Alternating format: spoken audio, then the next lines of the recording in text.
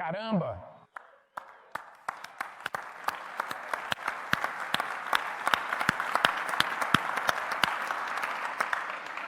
Deixem-me começar com isto. Não tenho nenhuma bomba, nenhuma notícia, não há nada de dramático.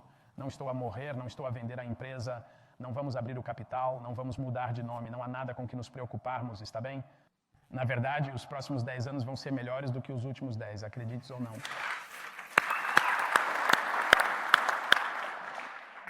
Brinquei com a linguagem. Queria dizer-vos por que estamos aqui hoje, mas não tem o porquê. Quero dizer, vocês são o porquê, nós sentimos o porquê, sabemos o porquê, nós somos o porquê. Mas acho que o que quero explicar é o que o despoletou. E isto não é uma parte, não é realmente importante, mas quero apenas dar-vos uma ideia de como é que agora e aqui e hoje e filiais de 10 anos. E o que aconteceu foi que há uns meses saímos das redes sociais. Alguém se lembra disso? Alguém se lembra?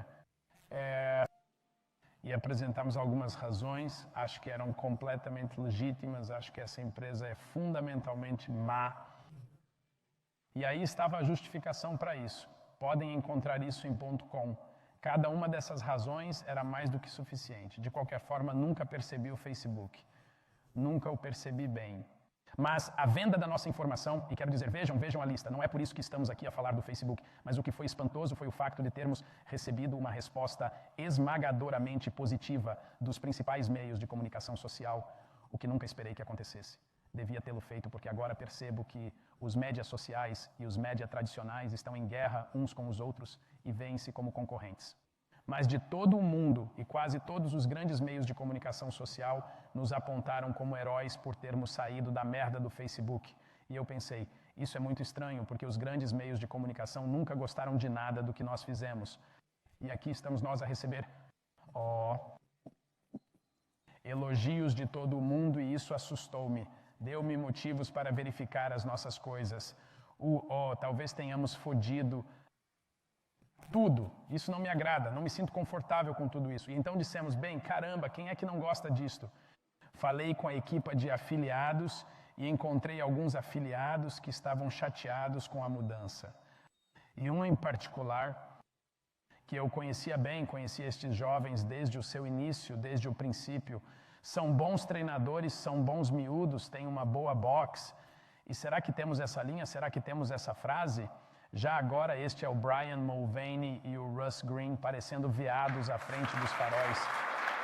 Não sei se os conhecem ou não, mas o Brian tem de me ouvir mais do que provavelmente qualquer outra pessoa na Terra. Ele é bem pago para isso. E o Russ é o meu monstro maléfico que mantemos em Washington, D.C. para lixar os maus da fita. Eu criei-o desde pequenino. Ele era um cliente com que idade? Com 14 anos. 14 anos. E agora ele tem o quê? 26. O que é que tu tens? 32. 32, 32. É a mesma coisa. É incrível. Ele não se vai lembrar de não trabalhar para nós. É uma coisa linda, linda. Orgulho-me de estar aqui com os dois no palco. Também estou a começar a duvidar porque é que estou a pagar uma taxa de afiliados se não há qualquer marketing para além do tradicional localizador de afiliados no site. Eu estava tipo, caramba, espera um minuto. O que acham que estamos a fazer, rapazes? Então mandei-os sair. Pus os rabos deles em aviões e mandei-os sair e sentamo-nos a conversar. Eles já não pensam assim. Nós corrigimos esse pensamento. Mas é a motivação e a inspiração para estarmos aqui hoje. E temos uma história e peras para contar. Há muitos pormenores. É um gênero de coisa muito complicada. E eu referi-me a histórias muito complicadas em que a narrativa vai ser intensa, em que temos todas as partes móveis de um romance de John Grisham. Já nos referimos a isto antes como uma bola de pelo. E temos aqui a minha bola de pelo. Cá está ela, é uma bola de pelo. E podem ver que há um alvo no centro e um ponto de partida, um X.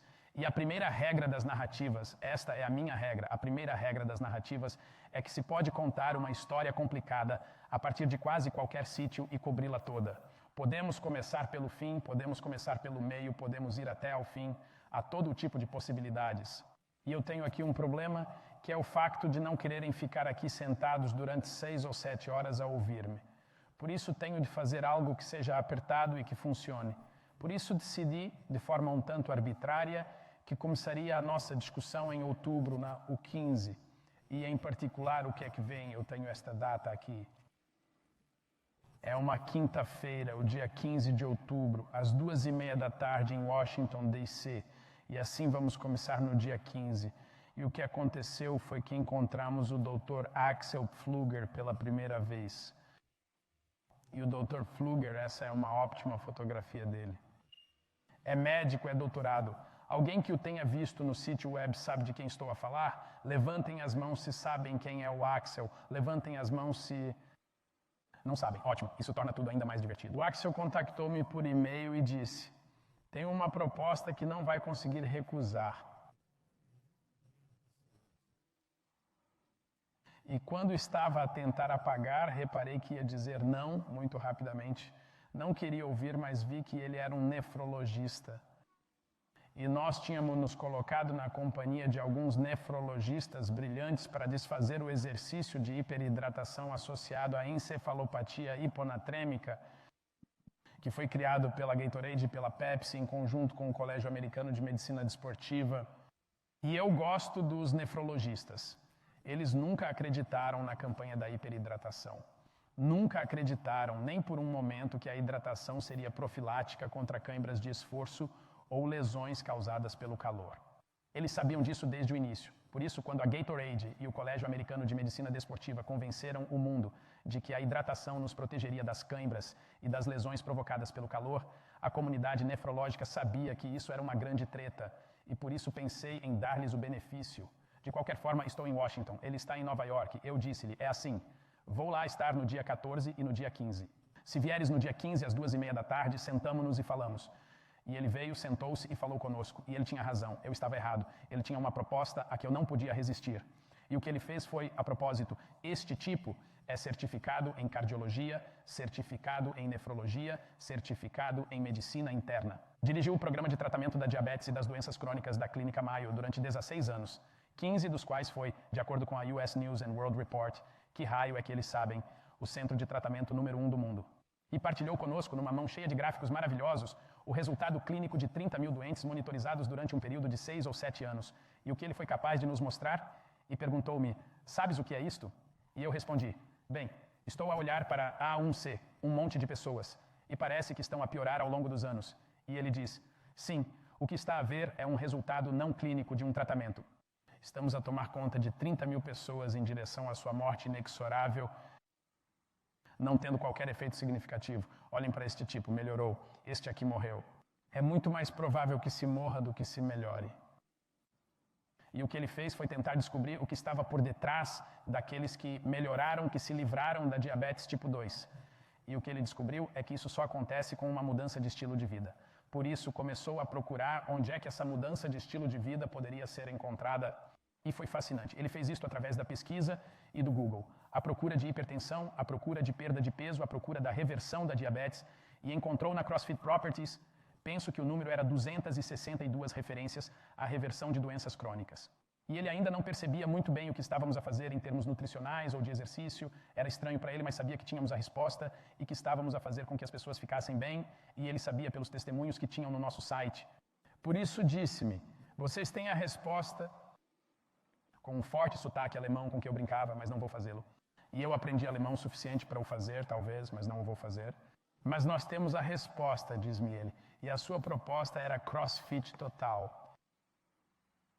E sabes o que é isso? É levar o CrossFit às massas para prevenir e reverter doenças crônicas, em vez de perder tempo com todos estes malditos atletas de jogos. Onde está a tia querida? Eu inventei os jogos, adoro-os.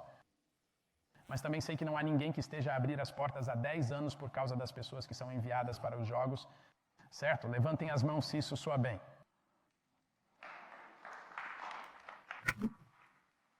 Eu ia aos jogos ou a qualquer evento em que fosse a fóruns com filas de recepção, onde as pessoas me queriam cumprimentar e contar as suas histórias, e eu via um de vós no meio da multidão e, inevitavelmente, a vossa mensagem para mim era: sabes, não se trata dos jogos da minha box.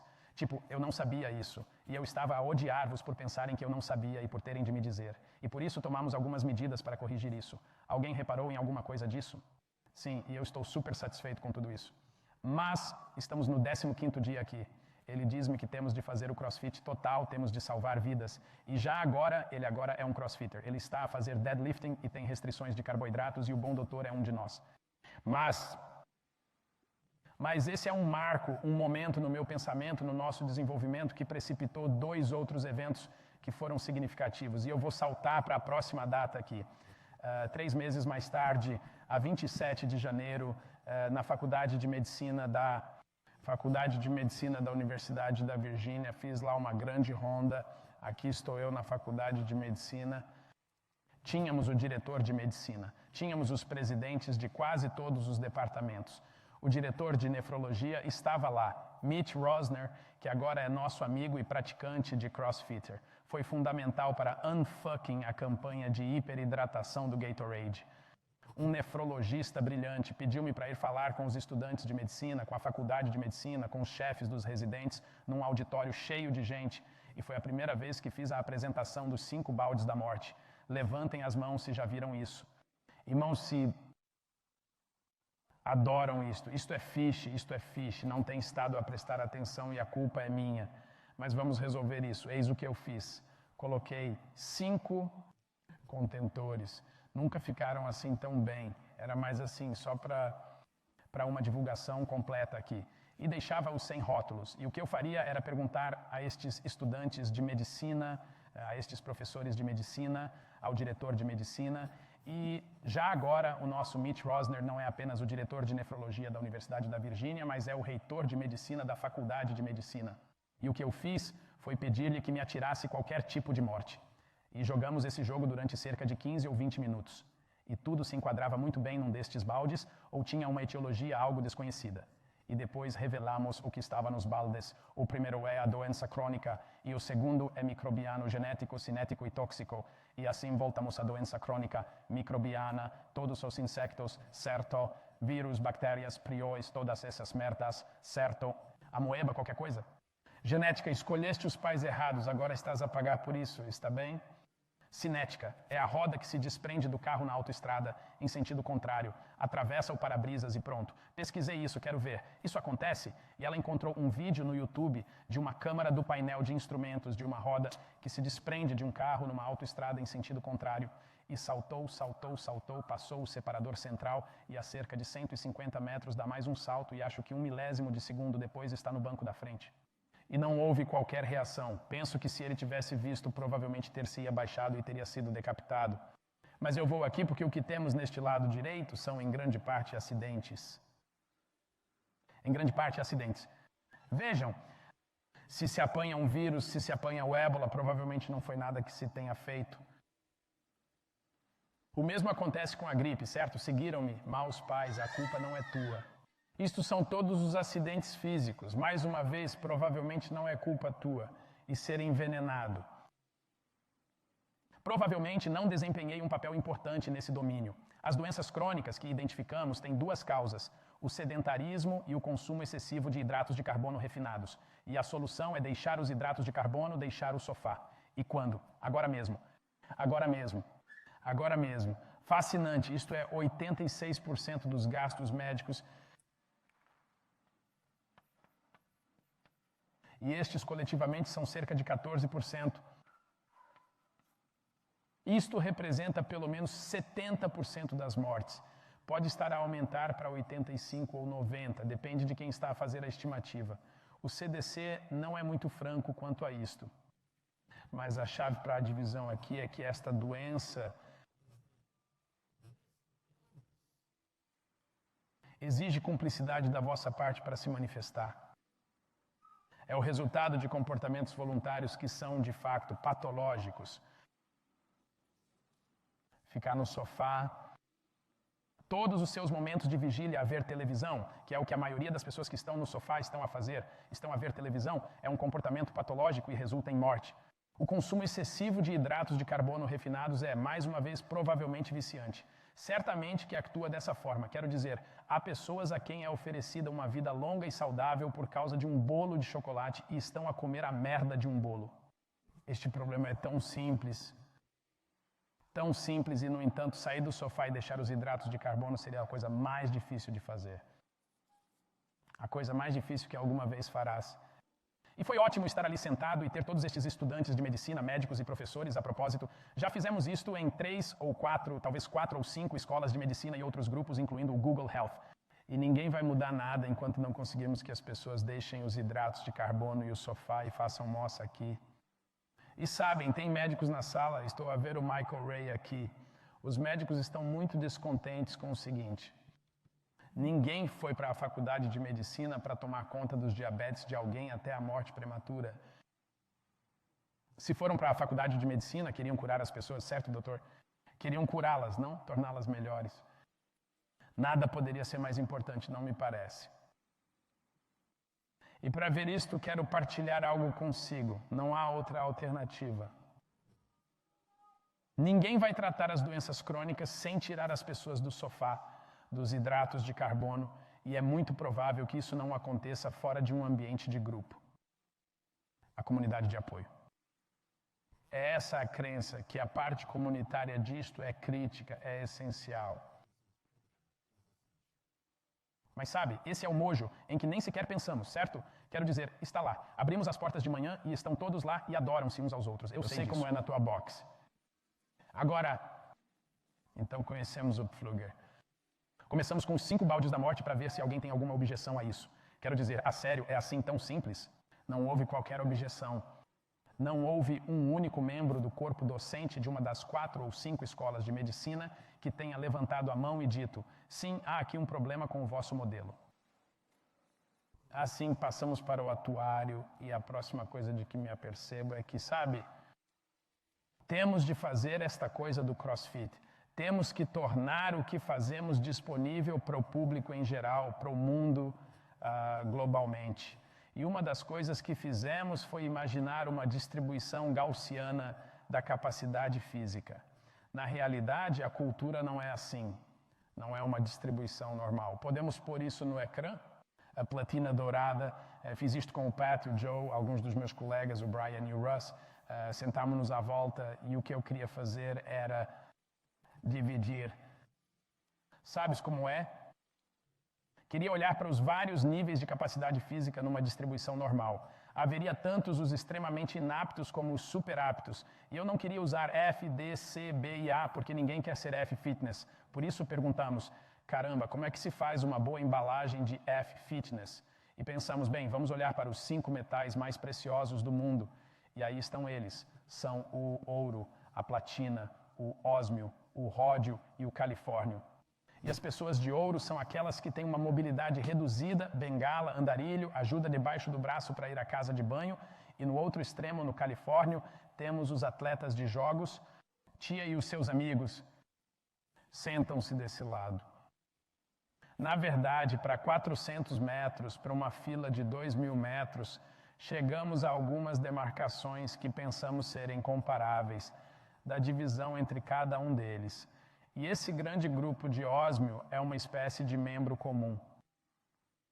E são estas pessoas que conseguem fazer amigos entre 5 minutos e 20 minutos, certo? Mas conseguem fazê-lo.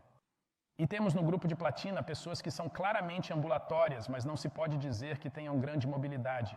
Não são rápidas. Há algo que ainda precisa de ser trabalhado. E perguntamos a nós próprios, o que vamos fazer para ir buscar essas pessoas? Como é que vamos conseguir mais pessoas? Porque a verdade é que o estímulo que é o CrossFit, o movimento funcional de alta intensidade constantemente variado, e a carne e vegetais, nozes e sementes, alguma fruta tem o seu maior impacto lá embaixo, no extremo. E o que aconteceria se começássemos a olhar para ver até onde podemos levar essas pessoas, em vez de apenas celebrar aqueles que estão lá fora com a tia e o Matt e as outras superestrelas? Uma das primeiras coisas que disse ao Sev para fazer foi: não quero mais atletas de jogos na linha da frente. Quero pessoas normais, quero pessoas que precisam do estímulo e precisam de ajuda.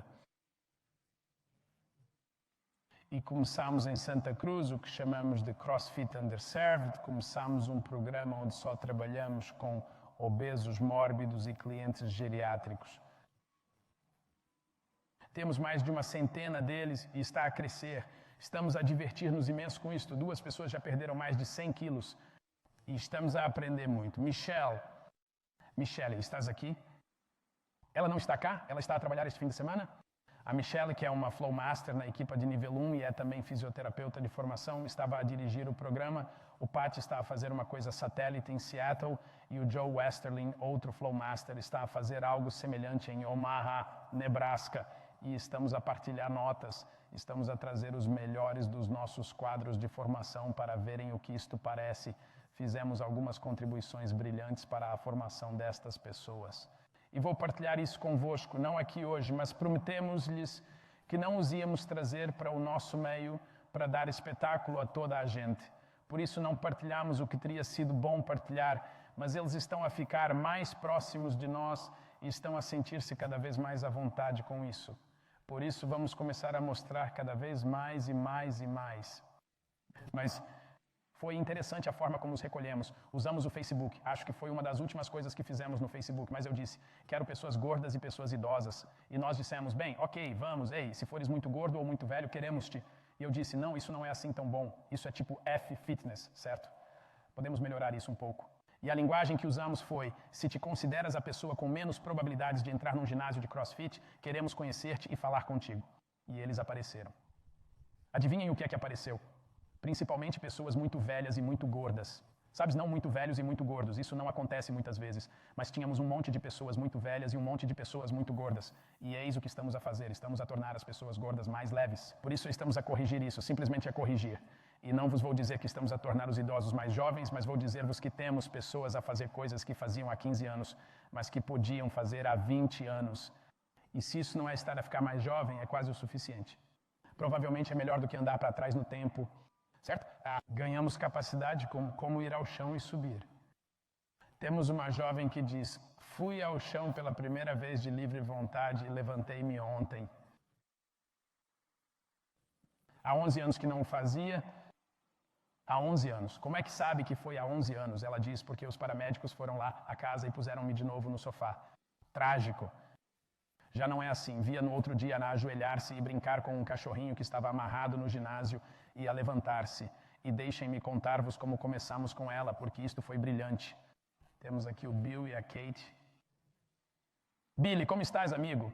Pegamos naquela caixa de plio macia com cerca de 40 polegadas e fizemos-la subir com as suas muletas, bengalas, o que quer que se chame aquelas que vão na... Como é que se chama essas dock? Aquela muleta de bengala?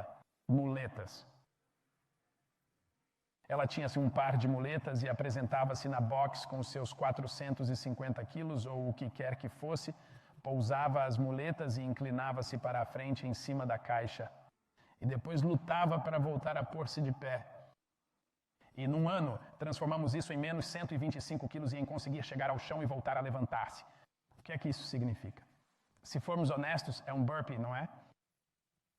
Eu não sou fã da merda do burpee. Deixem-me dizer-vos por quê.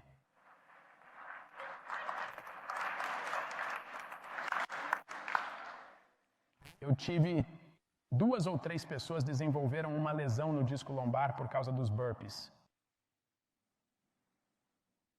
E por isso deixamos de os fazer. Mas agora voltamos aos velhotes e eles têm de ir para o chão e voltar para cima, mas não vão subir com força suficiente para se enrolarem e flexionarem excessivamente a coluna lombar ao tentarem pôr os pés por baixo deles. Nunca passam por essa postura. Mas e foi tão interessante que não encontramos ninguém em lado nenhum que ensine as pessoas que não são deambulatórias a ir para o chão e a levantar-se. Ninguém está a ensinar isso. Agora perguntemos a nós próprios, como filiados, como os melhores formadores do mundo. Acham que praticar ir ao chão e voltar a levantar-se teria um impacto na propensão para perder o equilíbrio e cair ou na capacidade de voltar a levantar-se se caíssemos? Há alguém que duvide disso por um segundo? Claro que sim, certo? Não vou ficar à espera que alguém o prove. Vamos apenas continuar a fazê-lo. E é tão divertido, é tão fixe de se ver. Uma das coisas de que nos apercebemos foi que o nosso instinto era trazer estas pessoas para a Alcatifa, porque estamos a tentar descontextualizar o ginásio e mostrar como estas coisas podem ser feitas em casa. Por isso, optamos pela Alcatifa. Não queremos que pessoas muito velhas vão para o chão e voltem para cima em Alcatifa. Escolham o linóleo. O problema é que a Alcatifa era abrasiva e desnudou o antebraço de 2 dos nossos atletas seniores e o linóleo não fez isso. É contraintuitivo, não é? Estamos a aprender muito sobre estas pessoas e estamos a divertir-nos muito com isso. E não é nada que nenhum de vós não possa fazer. Vou partilhar uma coisa convosco. Eu queria estas pessoas, queria a experiência, queria a exposição, queria trazer o quadro de treino para os ver a trabalhar, e não estamos a cobrar a estas pessoas. Portanto, não há aqui um negócio. Agora, curiosamente, eu ter-lhe-ia dito, porque estamos sempre a dizer isto, que se não os obrigarmos a pagar, eles não lhe atribuirão valor e, portanto, não será apreciado. Pois bem, digo-vos uma coisa, não é o caso destas pessoas. O seu apreço e gratidão são francamente avassaladores. E vem de muito longe para cá chegar. Agora, como é que isso seria numa affiliate? Porque eu tenho meios, tenho uma grande box para formar pessoal e estou a receber os créditos pela formação. Não estou a fazer nada disso. Portanto, tenho um cenário muito diferente do vosso. Mas como é que isso seria no seu caso? Eu digo-lhe como seria. Seria encontrar uma hora por semana, às quartas-feiras, às 14h, quando está tudo calmo, para trazer as pessoas que estão a precisar especialmente disto, aquelas pessoas com aquele espaço de platina dourado, e dar uma hora. Peçam ao vosso melhor formador para dar uma hora. Nós fizemos muitas bolsas de estudo. Muito. Eu dizia às pessoas, vou dar-te uma bolsa de estudo porque não podes juntar 2 cêntimos. Vou dar-te uma bolsa de estudo e só há uma coisa que podes fazer para estragar a tua bolsa de estudo. Deixar que alguém saiba que tens uma bolsa de estudo. Porque eu não quero que toda a gente venha ter comigo a querer uma bolsa de estudo. Mas eu tinha cerca de 1/4 das minhas pessoas que estavam provavelmente a receber uma bolsa de estudo. Provavelmente outro quarto estava a ser pago por um bilionário local que estava apaixonado por mim e era eu. Isso é muito bom, não é? Todos vocês têm coisas assim a acontecer. Estou sempre a ouvir essas histórias. Por isso, comprometemos-nos a ir até o fim. Né? Estamos a ver que está a funcionar. Estamos a divertir-nos imenso com isto.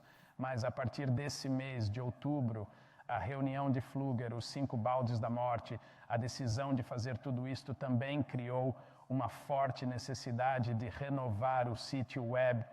Tem de refletir os valores e as realidades que são consistentes com o facto de termos uma solução elegante para o maior problema do mundo. E a oferta anterior à do ano passado não me parecia que o sítio web fizesse isso. E planeamos a mudança no sítio web durante cerca de 6 ou 8 meses. Trabalhamos cerca de 10 ou 15 pessoas com dias longos. Não vou falar agora do padrão de publicação, voltarei a esse assunto. Mas foi assumido o compromisso de renovar o sítio web para fazer uma coisa muito importante. E há um fenômeno que é conhecido como o ciclo de vida da adoção de uma tecnologia. E há uma noção que se chama saltar o abismo dos primeiros utilizadores. Vou puxar esse diapositivo para aqui. E aqui, isto é algo que o Facebook, a Microsoft, a Intel, a Amazon, todos tiveram de fazer. É preciso saltar o fosso entre os primeiros utilizadores e a corrente dominante para obter uma maioria inicial. E a maioria das empresas em fase de arranque fracassa algures por aí. E nós reconhecemos que, de fato, estávamos nessa posição. E o que fizemos foi estar do lado dos primeiros utilizadores. E o que eu tinha era um bando de malucos que gostavam mesmo disso, né? O que contribuiu para essa nossa reputação de sermos perigosos. E esses são os meus fanáticos por jogos e os amigos da concorrência. E as pessoas que adoram o palhaço vomitador e os amigos de 2 minutos e tudo isso. E tudo isso foi exacerbado significativamente pela NSCA e pelo ACSM. Por isso vou voltar à coleção de idiotas mais tarde. Mas estávamos ali sentados com os nossos primeiros utilizadores e, francamente, a nossa reputação a nível mundial era de sermos perigosos.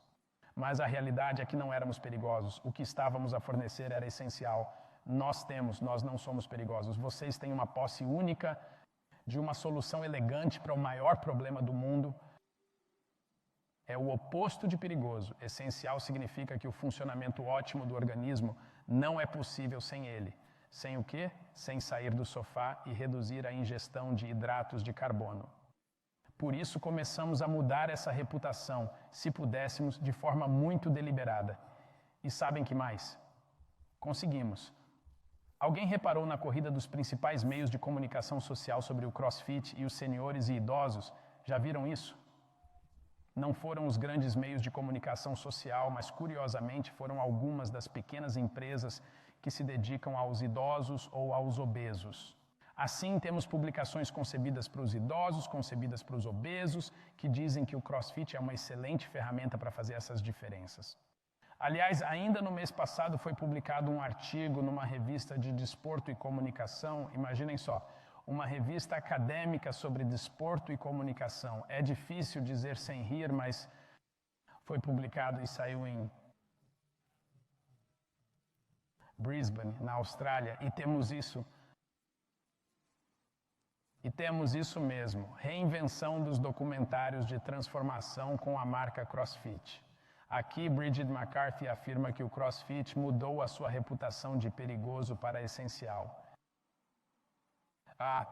Nós conseguimos, nós fizemos-lo. Agora quero voltar atrás, quero voltar a outubro, o dia anterior a outubro, o 13º. Por que é que estávamos lá?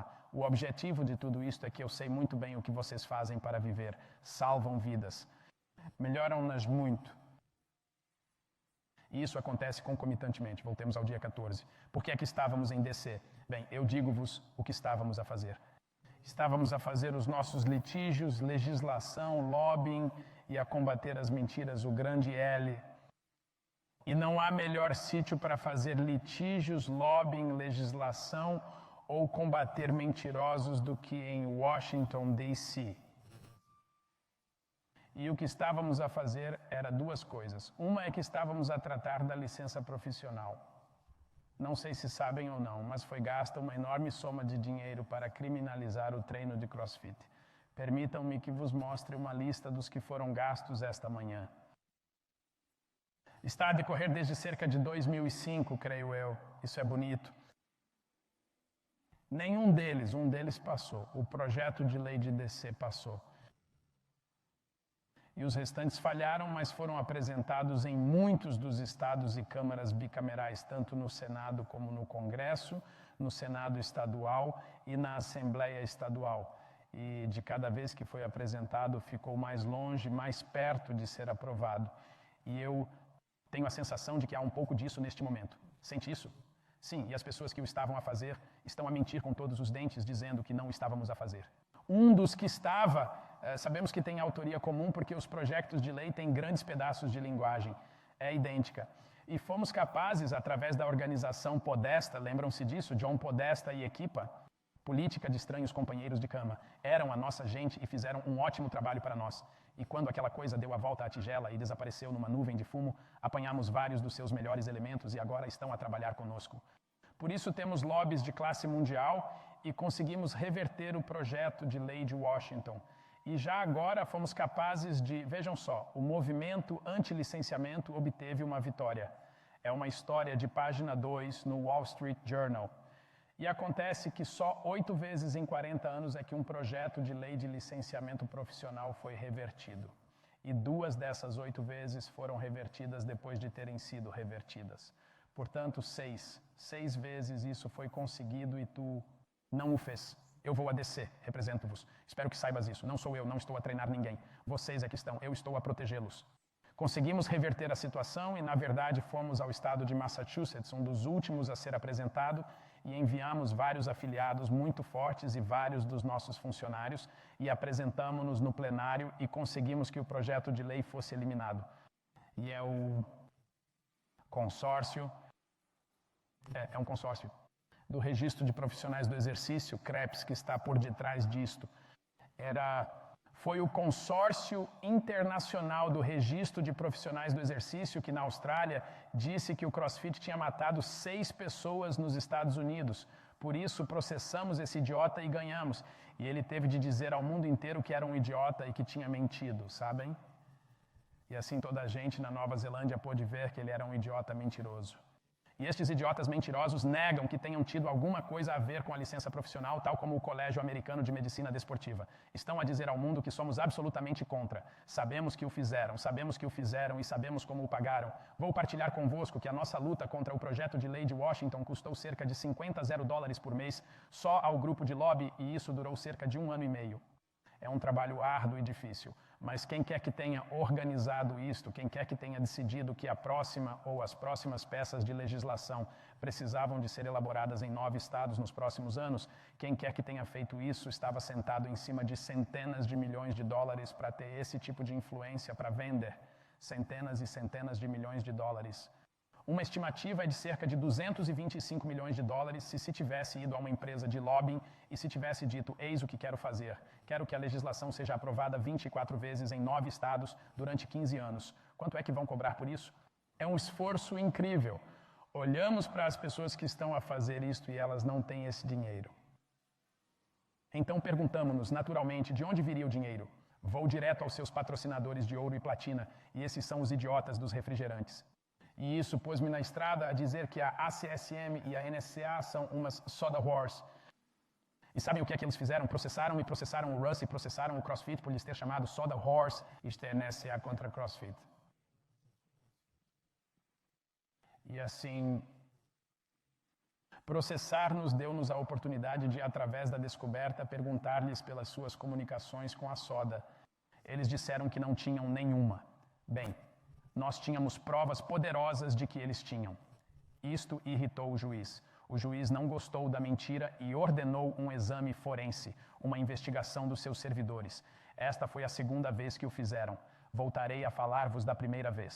Mas o que vimos, o que descobrimos da Ernst Young, que fez o exame forense, foi que havia milhões de e-mails relacionados com a sua relação com a soda.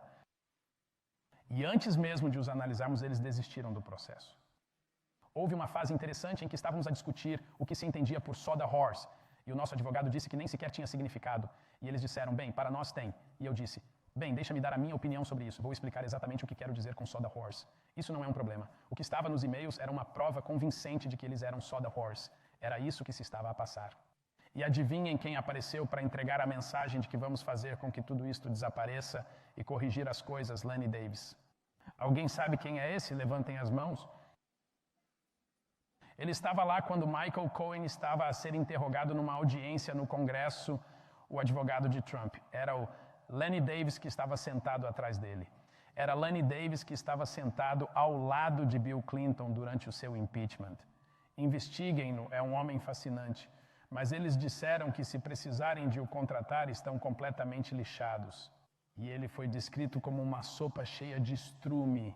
Ele é provavelmente o advogado menos popular do mundo. E ele não queria mais do que falar comigo e nós não o deixamos. Ele ainda está a tentar falar comigo. Obrigamos-lo a falar com os nossos advogados do Latham Watkins.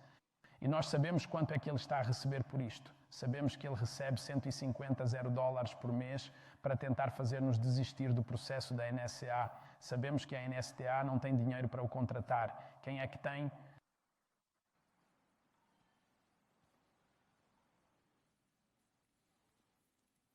Temos estado a litigar. Antes de mais, vamos falar de legislação, de lobbying.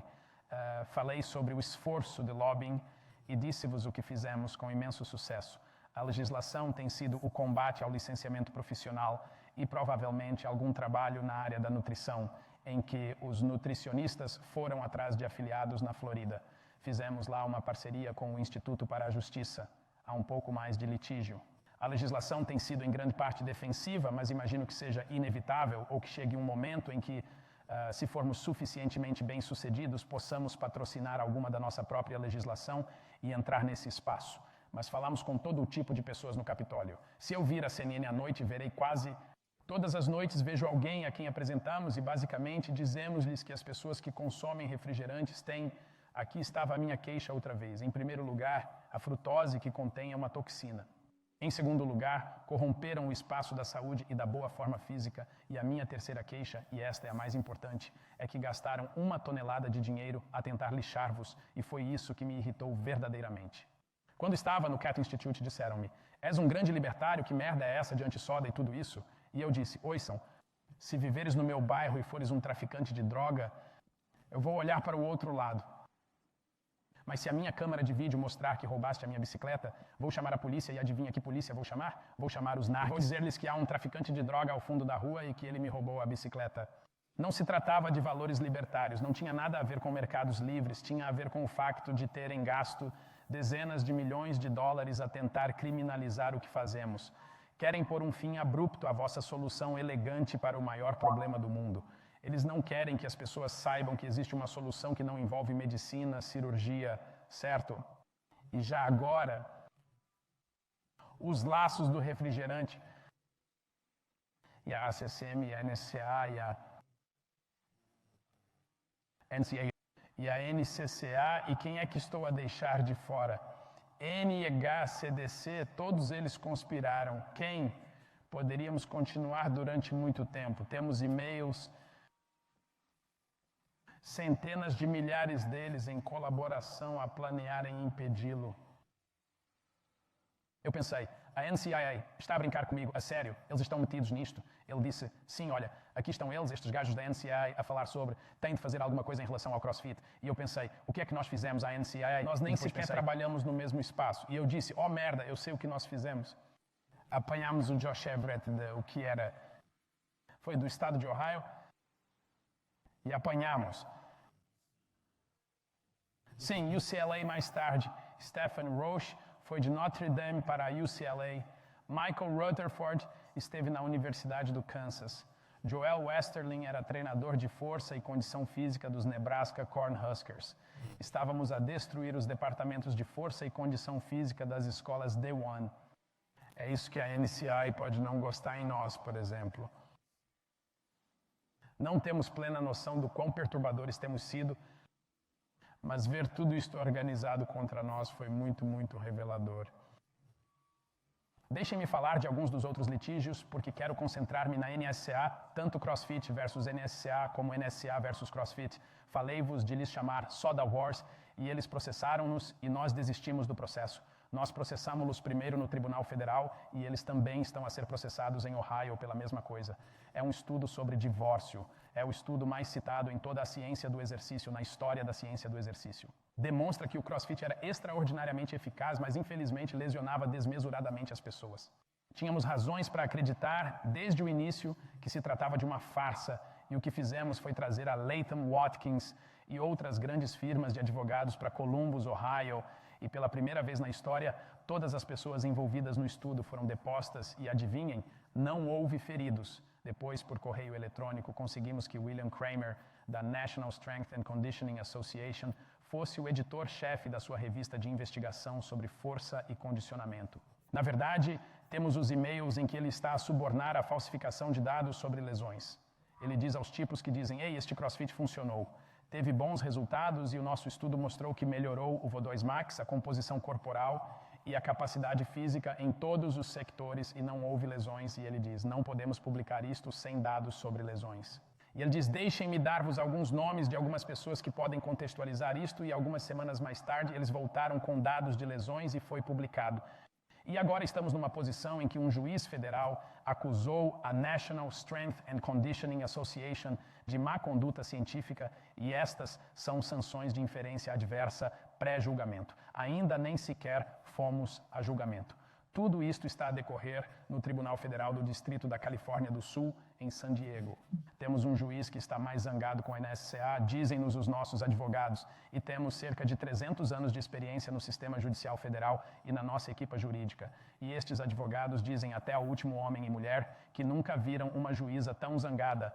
A juíza tem uma sanção de inferência adversa que nos permite dizer ao júri que se trata de um caso de má conduta científica em que a National Strength and Conditioning Association ou o Journal of Strength and Conditioning Research publicaram conscientemente informações falsas sobre lesões, que se tratava de um esforço comercial competitivo e não de um esforço científico, que este material foi distribuído através das fronteiras estatais com a intenção de prejudicar o CrossFit.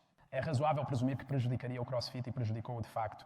Estes são todos os elementos de um Lanham Act.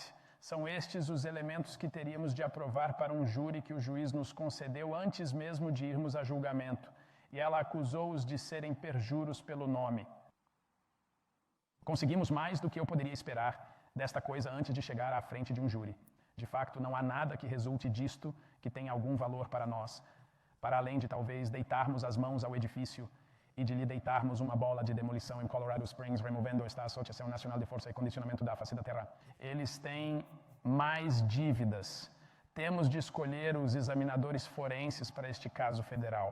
Eles mentiram a uma juíza federal, ela ficou furiosa, e os seus servidores e telemóveis foram vasculhados e houve alguma destruição de dados, pelo que foram acusados de destruir provas. Por isso, estamos agora a entrar no domínio dos crimes. Havia milhões de documentos que não nos foram entregues. Recusaram-se fundamentalmente a cumprir as ordens do juiz, e é nesse ponto que nos encontramos atualmente. Mas eles têm mais dívidas com este caso do que alguma vez serão capazes de pagar.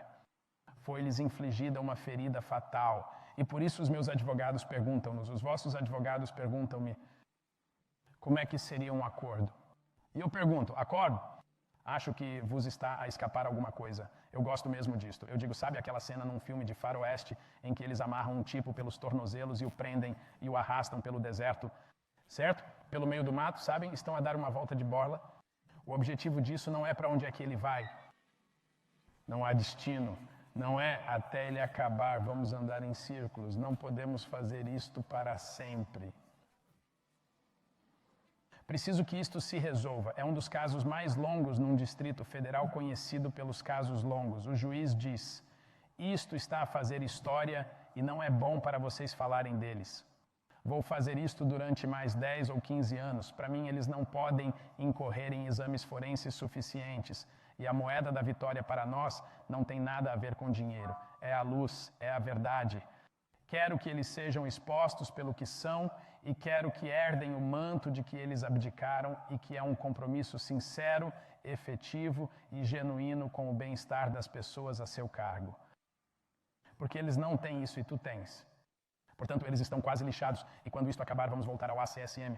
E eles são ainda piores, Associaram-se a Gatorade na frente da hiperidratação e depois associaram-se à Coca-Cola, por insistência da Coca-Cola, e fundaram Exercises Medicine, que não é mais do que um esforço concertado para vos fazer calar a boca sobre nutrição e para sempre.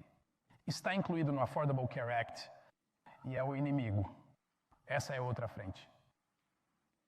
Tem havido outros litígios, mas eu disse que NSA versus CrossFit e CrossFit versus NSA, os casos estaduais e federais são as joias da coroa. E voltarei a referir o que os torna joias da coroa, não apenas o facto de estarmos a ganhar tanto porque tivemos outras vitórias. No caso Gottlieb versus CrossFit, o que aconteceu foi que um advogado rápido apanhou o seu amigo. Sim, um advogado rápido pega no seu amigo, leva-o para o ginásio, fazem um treino. Saem e jantam, bebem uma garrafa de vinho e depois ele acaba no hospital. A comer gelatina com a merda da colher branca, sabes? Ia tomar soro, ia ver a Oprah o dia todo e ele quer 350 mil hours ou assim. E nós dissemos, não vais conseguir nada de ti e do teu amigo advogado de rápido. E o RRG lutou contra isso. E nós lutamos e lutamos e lutamos. O que eles estavam a tentar fazer, os dois, era criar uma indústria caseira de processar os affiliates. Digo-vos o seguinte, qualquer pessoa que faça um dos vossos treinos, se correr diretamente do ginásio para o hospital e fizer uma colheita de sangue, penso que se pode considerar que se trata de rábido. Acho que é um rábido não clínico. Será esse o termo, Mike? Tem os CKs elevados, mas ninguém está doente. Sabes como é? Ahmed Jones levou toda a gente através do Fight Gone Bad, uma equipe inteira do SEAL e o seu apoio através do Fight Gone Bad, e depois, nessa noite, fez uma colheita de sangue e disse que podia ter internado todas as pessoas no hospital. Todos eles repetiram o treino nessa noite, com rápido, ninguém ficou doente. Não estou aqui a dizer que o rápido é um problema. De facto, temos sido mais honestos sobre isso do que ninguém. Olha, rápido rotineiramente mata maratonistas, e eles nunca falam sobre isso. Nunca foi colocado, nunca causou ferimentos graves a um crossfitter que eu saiba. Isso não é verdade. Acho que tivemos uma síndrome do compartimento. Houve um. Isso é uma lesão grave, muito grave. Mas não tivemos nenhuma falha renal. O caso chegou a um ponto em que podíamos ter chegado a acordo por $10 mil. O Home Slice e o seu amigo advogado queriam $10 mil e iam-se embora. E o que eles iam fazer era ir visitar o vosso ginásio e depois ir visitar o vosso ginásio. Iam contentar-se com 10 mil por pessoa. Deve ser o suficiente para gerir a nossa indústria caseira. Nós dissemos, não vão receber nenhum cêntimo. A partir daí, o grupo de retenção de riscos gastou $1 milhão a proteger esses 10 mil, porque não queríamos que os 10 mil fossem distribuídos a cada um de vós ao longo do tempo, e assim teria sido. Então, o que eles fizeram foi que estes gajos tiraram vários anos das suas vidas, desperdiçaram a capacidade deste advogado de ganhar um rendimento durante vários anos, e depois o júri deu-lhes 0. Depois disso, o Jeff Westmoreland contactou-me, um advogado de Shreveport, e disse, isso é um tiro ouvido em todo o mundo. O que aconteceu foi que, de um dia para o outro, tornaste mais difícil a alguém que processa a CrossFit por rápido arranjar um advogado que valha alguma coisa. Porque qualquer um deles que valesse a pena iria consultar a história desta coisa e veria que já foi tentada antes e não levou a lado nenhum. Foi uma boa vitória. Já tivemos uma data de casos destes. De facto, qual é o total de litígios? Sabemos, ouvimos um número. Acho que ouvi, Marshall. Quanto é que isso conta? Sim, qual é o total de tudo? IP, a contagem total de litígios, centenas. E nós perdemos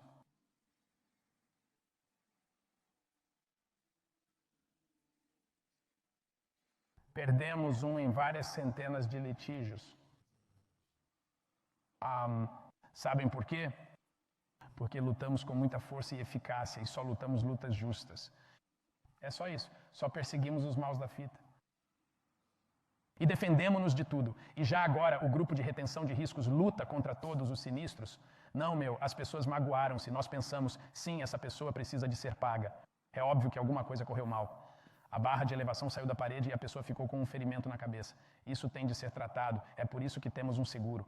O miúdo cai em cima do balde e atravessa uma costela no pulmão.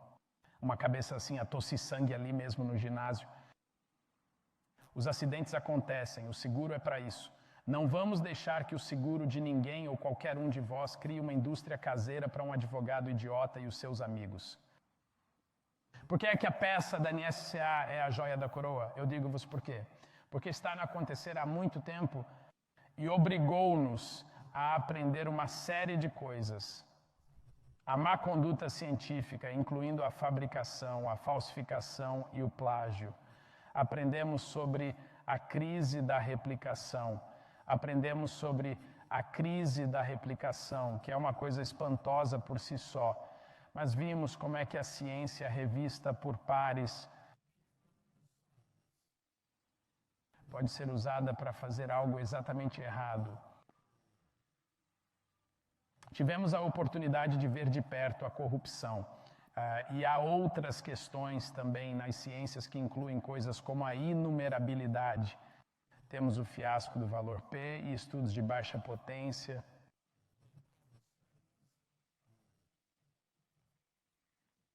Vejam isso, a fraude do céu. As reimpressões farmacêuticas são outra fraude. A captura regulamentar da FDA. Há tanta coisa errada na ciência. E começamos a olhar à nossa volta. Percebemos que, caramba, o que está a acontecer com o CrossFit através da NSCA também está a acontecer na medicina, está a acontecer na psicologia, está a acontecer na economia. É um problema e tanto. E o que decidimos fazer em relação a isto foi o CrossFit Health. E o CrossFit Health não tem a ver com a saúde, é sobre, e eles disseram, vamos começar com a verdade. Aqui está o que eu quero fazer, é assim que vamos castigar a NSCA, a ACSM, a OAK, a Pepsi, a NCIA, a NCCA, a organização de acreditação destes idiotas. É assim que os vamos castigar. Vamos começar a dizer a verdade. Sobre o quê? Sobre tudo isso. Sobre toda a corrupção em toda a linha. E tem sido uma das coisas mais fishes que já fizemos. É espantoso o número de pessoas que se têm apresentado, falado e prestado testemunho. Portanto, no 14º ano, estamos a fazer lobby, a legislar, a litigar, a combater mentirosos.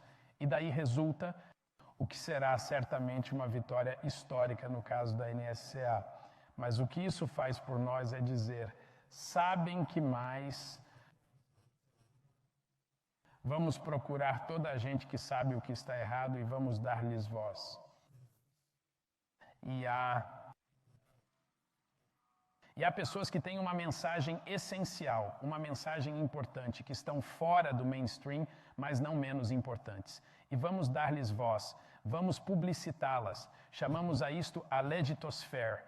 E dissemos, vamos juntá-los, vamos colocá-los debaixo do nosso teto e deixá-los falar. E assim temos Gautier e Malcolm Kendrick e Robert Lustig e Terence Keeley e David Diamond e Gary Taubes. Apenas um inédito se não souberem quem são estas pessoas. Não faz mal, mas tens de o fazer. E precisa não só de saber quem são, mas também de saber o que estão a dizer. Porque todos eles estão fundamentalmente a dizer exatamente a mesma coisa de perspectivas ligeiramente diferentes. Talvez até, em alguns casos, perspectivas dramaticamente diferentes. Mas estão a descrever o mesmo desastre. E eu estava a dizer aqui ao pessoal que seria como se estivessem a cobrir. Eu sei que aqui o Jimmy estava a trabalhar na ajuda ao furacão nas Bahamas. E houve alguns afogamentos, esmagamentos, eletrocução, mas foi tudo por causa do furacão, certo?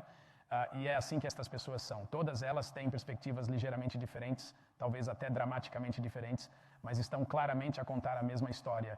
E isso é que há um arranjo para esconder a verdade das pessoas. E já agora, estas pessoas têm alguém do país de Gales, de Boston, da Escócia, da Dinamarca, da Suécia. Quer dizer, este é um grupo internacional de personagens.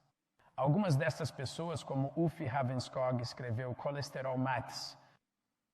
Apresentamos esse trabalho pela primeira vez em 2003 na parte da frente do sítio web e publicamos durante 12 dias os 12 mitos.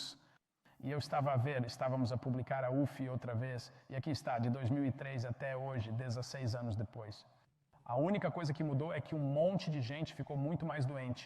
Mas a mensagem dele estava correta em 2003 e agora é pungente, quero dizer, é ainda mais importante. Precisa de ser dita mais alto. Quem me dera ter publicado os mitos do colesterol todos os meses durante 16 anos. E se não leram o livro que aqui está, precisam de o ler, vai fazer de si um melhor treinador. O que está errado nas ciências, o que está errado com a hipótese da dieta cardíaca, os problemas que temos com a teoria da mutação somática, da oncogênese e um monte de coisas erradas. Não é preciso ser um cientista para ver que há um problema. Grande parte do engano e da fraude é bastante direta quando se olha para ela. Então,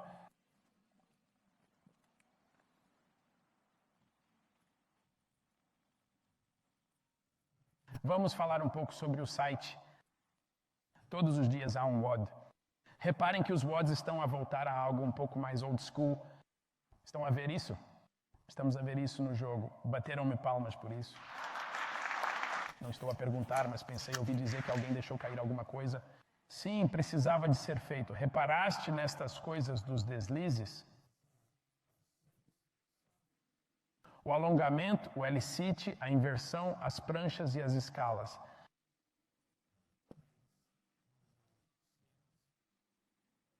Não fizemos muito disso, mas está aí e não vai desaparecer. Deixem-me dizer-vos uma coisa sobre isso. Isso é um ovo de ouro. Pô-lo no sofá e não disse nada sobre isso. Aí está, faz isso. Deixem-me dizer-vos que há mais potência em brincar com as coisas. O que é difícil nestas coisas é que não se quantificam muito bem. E não é assim tão gratificante fazê-lo.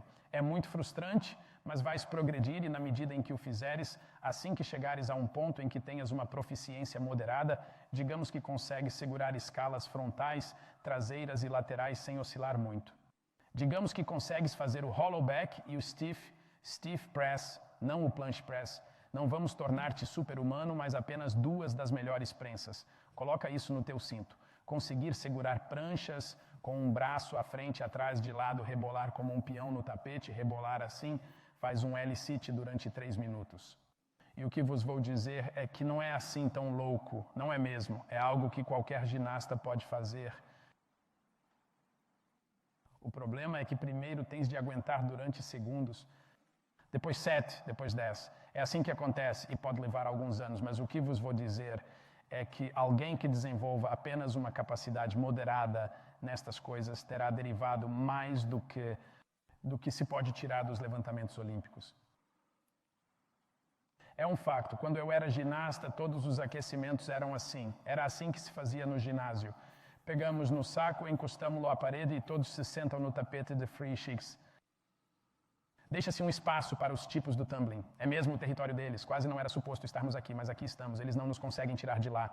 E depois, quando estava a trabalhar com alguns atletas de atletismo na UC lá, fui até lá e eles estavam a fazer a mesma coisa. Pegavam no saco e, em vez de o encostarem à parede do ginásio, iam para o campo, pousavam o saco no chão e começavam a chafurdar. O que é que se pode fazer com este saco? É espantoso. As coisas simples, como a prensa para a parada de mão, aprendem-se nos negativos. Há uma enorme lição em aprender que fazemos o excêntrico. No início, passamos rapidamente da parada de mão para o chão, certo? Boa. Depois vai mais devagar e estou a falar de braço dobrado, perna dobrada, anca dobrada, fazendo uma pequena bola encaracolada e vai para baixo e toca, certo, Amy? E assim que conseguirem ir devagar e depois mais devagar e depois mais devagar, serão capazes de subir, pôr as mãos no chão, inclinar-se para a frente até os pés flutuarem do chão e fazer uma parada de mão. Isso vai acontecer. E o que é realmente fiche é que ao controlar a velocidade do negativo, desenvolvemos uma força sem precedentes e comunicamos ao cérebro onde está a linha de ação, que é o equilíbrio para estes movimentos. E assim temos uma fusão de força e treino de equilíbrio que é fundamentalmente sem precedentes. Poderia continuar a falar de cada um destes elementos, mas trata-se de material com que todos deviam estar a brincar, e aqueles que o fazem vão levar as pessoas mais longe do que aqueles que não o fazem. E o que também é muito fiche aqui é que estou a utilizar grande parte da adaptação da ginástica, na verdade, tudo o que se aplica ao público em geral, com quase nenhuma exposição ao risco. Não quero que o público em geral dê cambalhotas, torções ou desmontagens. Perceberam? Foi um dos nossos affiliates que teve um grande sucesso.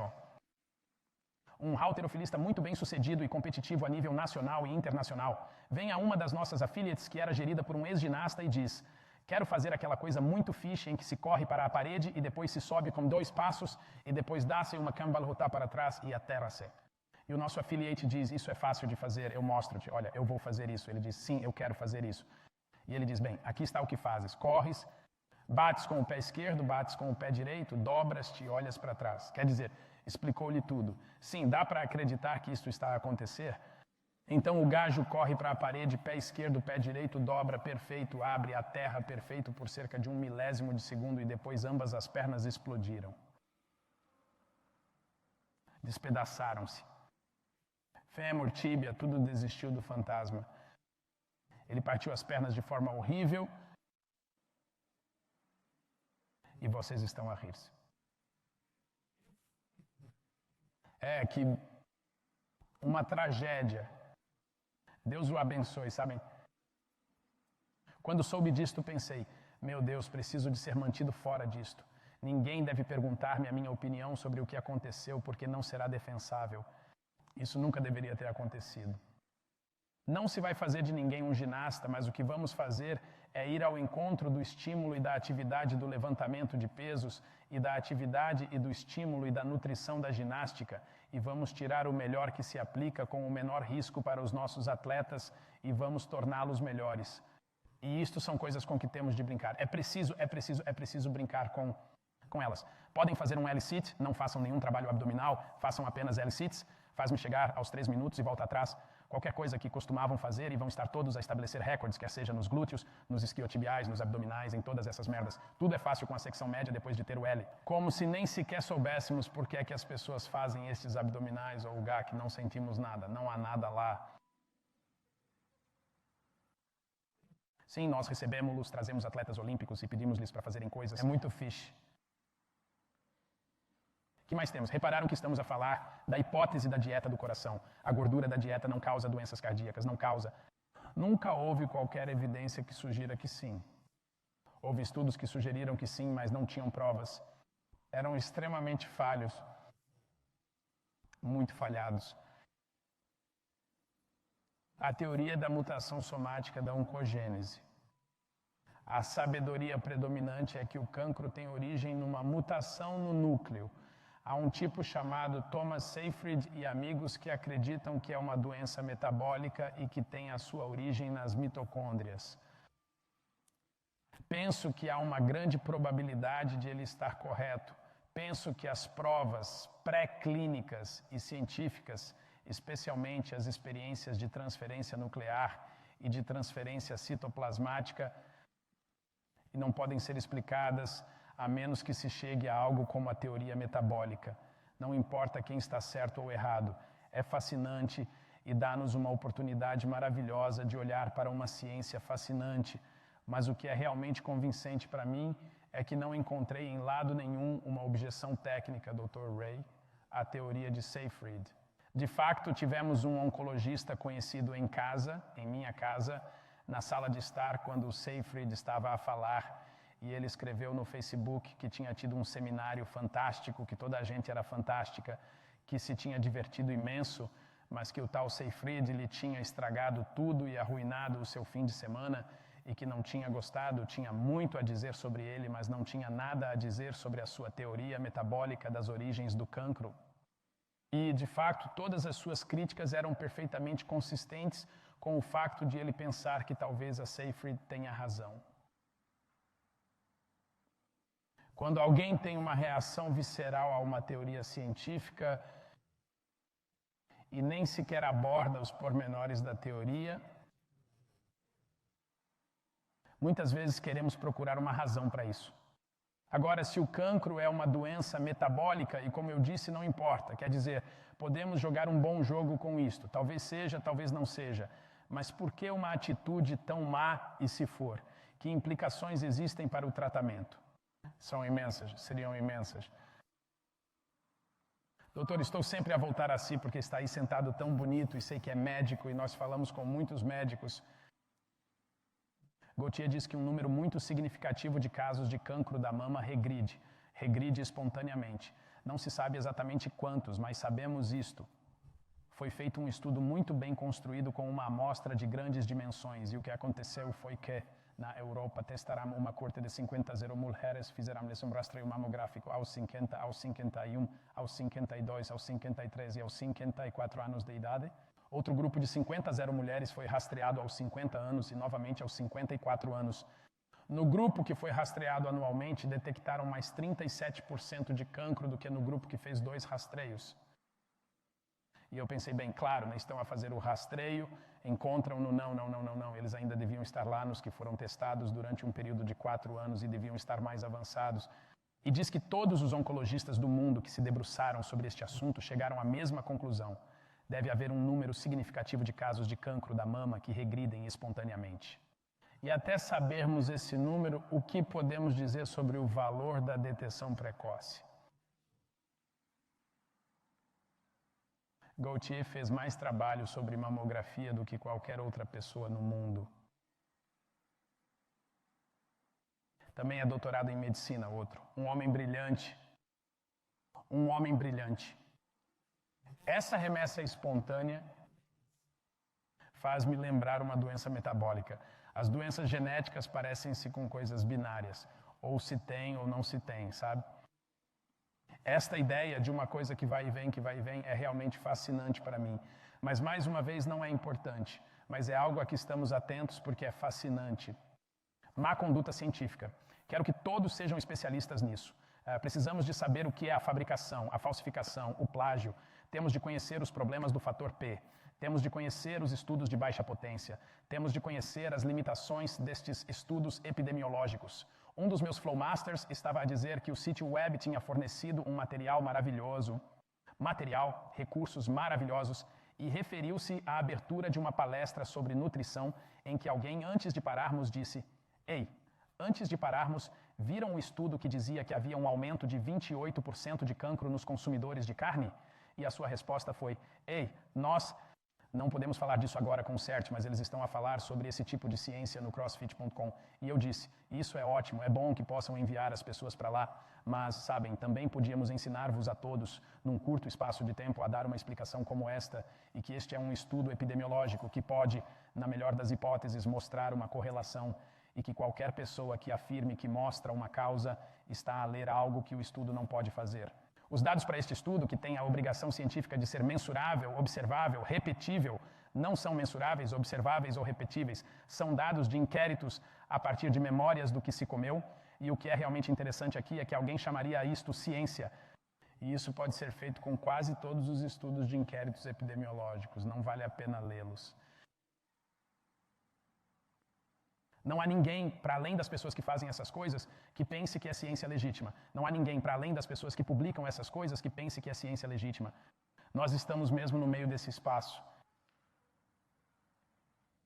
Anatomia e fisiologia, estamos a ensinar a paisagem dura com placas simples, trabalhos originais feitos por Lon Kilgore são muito fiches, e depois as coisas da paisagem suave, nunca olhamos realmente para elas. Sabe, posso dizer-lhe que há alguma utilidade em saber sobre ossos e músculos se for um treinador. Preciso de vos ensinar sobre flexão, extensão. É bom saber a diferença entre a anca e o joelho, certo? A coluna vertebral e a anca. Sabem, quero ser capaz de vos orientar para a discussão.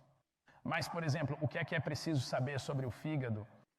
Ou os rins para ser um bom treinador? Bem, a verdade é que não é nada. A verdade é nada. Mas nós vamos lá e eis como estamos a fazer, e eu adoro isto. Na frente da nutrição, na frente metabólica, o que podemos fazer é ensinar a anatomia do olho, do rim, do fígado, do vaso vasorum, de todas estas partes diferentes. Podemos mostrar-vos o que faz, mostrando-vos como se estraga quando há demasiados hidratos de carbono na dieta.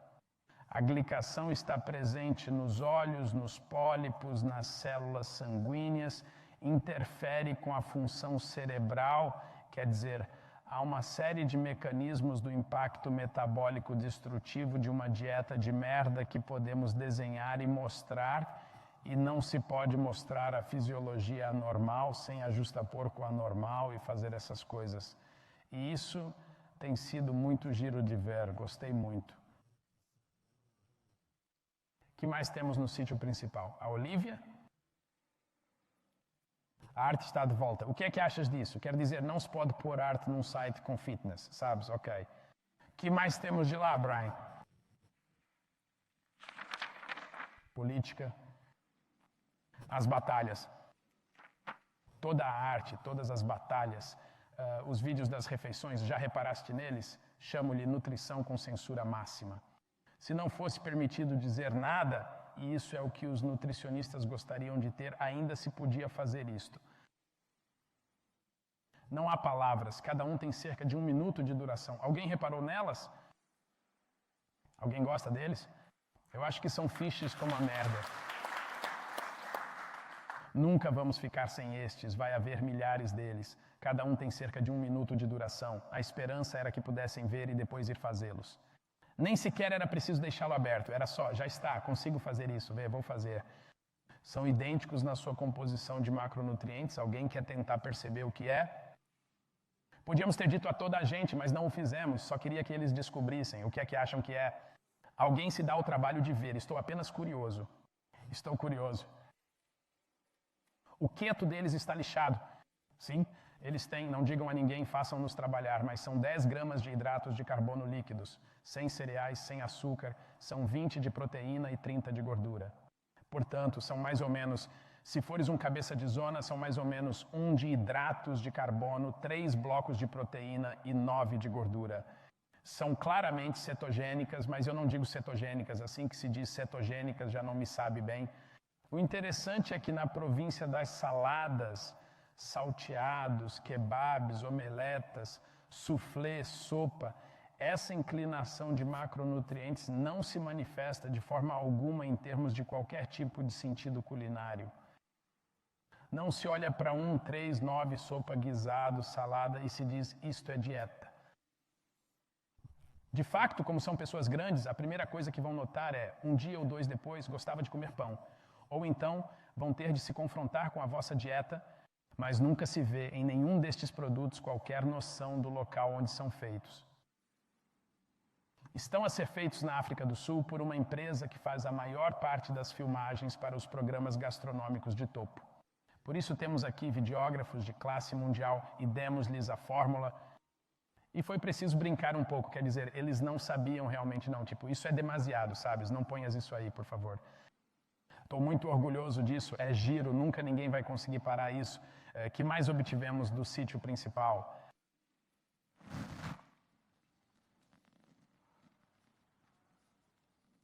Ciência boa e má, pepitas de L1 a 3.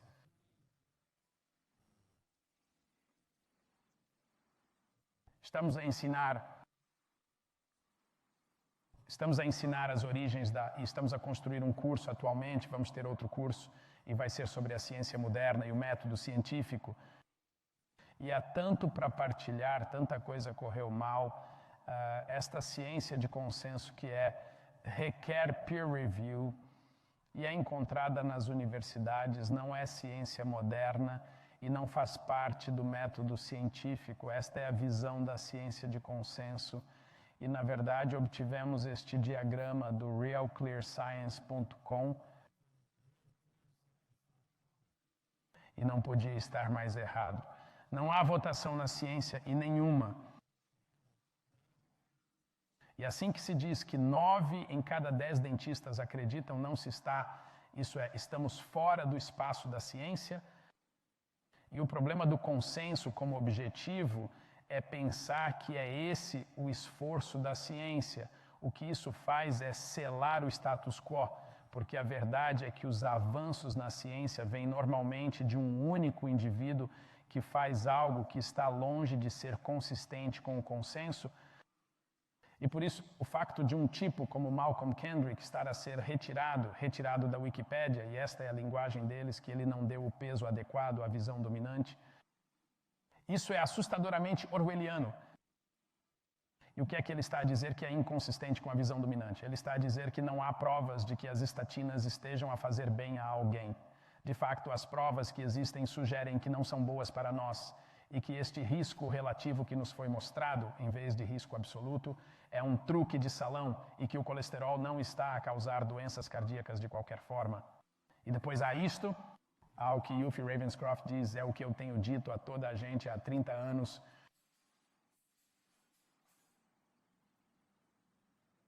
Vão ter de ir para o chão, e quem é que tem médicos na caixa? Estás a falar com eles? Havia um objetivo para o site na sua renovação, o one-on-one. Alguém ficou surpreendido com isso? Tinha de ficar, certo? Não, sim, estavam à espera. Estava tão entusiasmado naquela manhã, ali está, sabem? É uma curadoria louca. Direcionado para o público era o melhor dos meus affiliates. E quem é o melhor? Os meus afiliados com mais de 10 anos, vocês. É para vocês, é um recurso para vocês. O quadro de formação da L1, a minha equipe de formação para eles e para os médicos da box e para toda a gente no mundo com um cérebro, os outros com cérebro. E estou a receber o feedback certo das pessoas certas. Estamos muito satisfeitos com o que estamos a fazer. Vejam só, proprietários de affiliate, quadro de formação de nível 1, médicos na box e o resto das pessoas inteligentes. É para essas pessoas que se dirige o público. Isso não é uma coisa do tipo B para C. Não imagine os vossos clientes a irem ao CrossFit.com ou as pessoas da vossa cidade a irem ao CrossFit.com e depois irem à vossa box. Talvez sim, talvez não, mas não é para eles, é para vocês. Recursos e formação para si, coisas que nós pensamos, coisas que eu estou convencido que se as puser debaixo do cinto ao ponto de se tornar íntimo dos pormenores do que estamos a oferecer e desta dieta constante, vai ser um melhor treinador. Será capaz de articular melhor o que está a acontecer no seu ginásio? A outra parte também que é realmente importante é que, uma vez que se perceba, quero dizer, que se está na posse única de uma solução elegante para o maior problema do mundo e que não há outra possibilidade de salvar, isso muda a sua postura. E queremos ser capazes de falar sobre isso a qualquer pessoa, absolutamente qualquer pessoa, a toda a gente.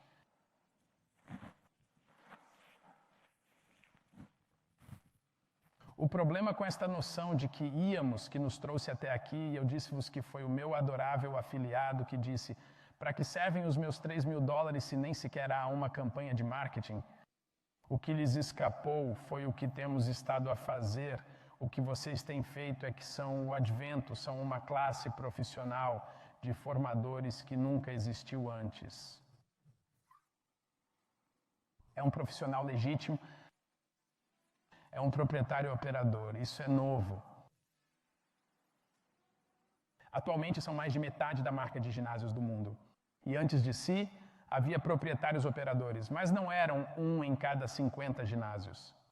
A paisagem era dominada pelos The Valleys, The Spectrum, LA Fitness, esse tipo de coisas. E o que é um profissional? O que é que significa ser um treinador profissional? Vou dizer-vos algumas das coisas que significa para mim. Significa que não estamos a usar um polo com um logótipo e a picar o ponto. Como profissional, acho que como treinador profissional, não se deve andar a experimentar sapatos. Sim, parece-me bem, porque não andas para trás e para a frente comigo algumas vezes como um idiota do Foot Locker. Eu não venderia sapatos no meu ginásio porque não sou um vendedor de sapatos, sou um profissional. Também não vos vou vender água, sabe por quê? Devo-a a si. Já vos cobrei dinheiro suficiente para poder ter água fria. Instalamos uma fonte de água triplamente filtrada e fresca. Tragam a vossa própria garrafa e encham-na.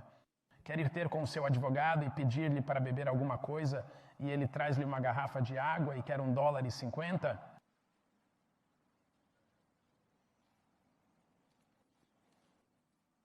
Tu és algo que nunca existiu antes. E nós não o vamos deixar passar, não vamos desistir, não vamos fazer nenhuma perversão disso. Se vendem um bar, sabem, eu venderia t-shirts no meu ginásio? Claro que sim. Com fins lucrativos, foda-se não. Porque quero que as pessoas se orgulhem do que está acontecendo lá dentro e quero que vistam a t-shirt, que se orgulhem de si próprias, que se orgulhem de mim, que se orgulhem dos amigos, que se orgulhem uns dos outros e que andem pela cidade orgulhosos. E se a t-shirt me custar $15, vou passá-la por $15 porque não estou no negócio do vestuário. E já agora estamos a dizer a Reebok que vamos sair do negócio do vestuário. Não quero receitas de vestuário. Não quero estar no negócio do calçado. Não é esse o nosso negócio. Preciso de um grupo de almas maravilhosas que se sentem numa posse única. O que é que isso tem de único? Bem, há outras pessoas que podem repetir muito do que nós fazemos, mas todas as outras tentativas de fazer alguma coisa em relação às doenças crônicas são ideias que não foram implementadas. O que vocês estão a fazer não é teórico.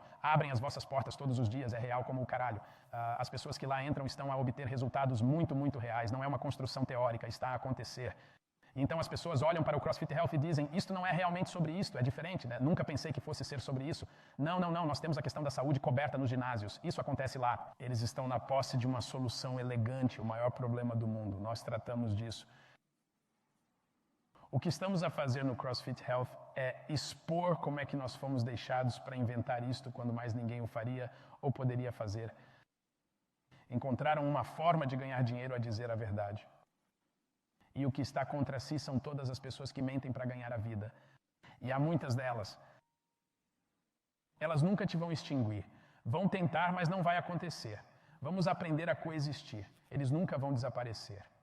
Se me perguntarem, gosto de partilhar isto com as pessoas. Não tenho absolutamente nenhuma esperança para a saúde pública, nenhuma.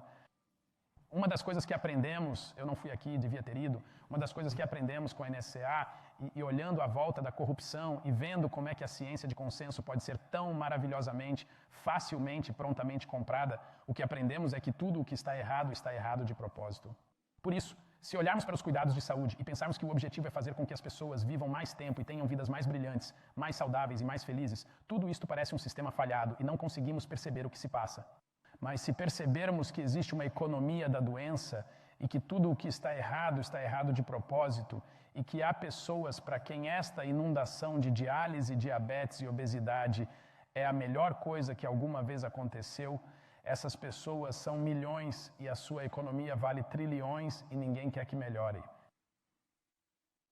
Agora, para quem é que eu tenho esperança? Qualquer pessoa que entre pelas vossas portas, para ela, para ele, para eles, eu tenho esperança perfeita. Perfeita esperança. Mas não haverá suficientes de nós. Não haverá 1 milhão de affiliates. Não vamos ser capazes de fazer. Não vamos ser capazes de salvar toda a gente.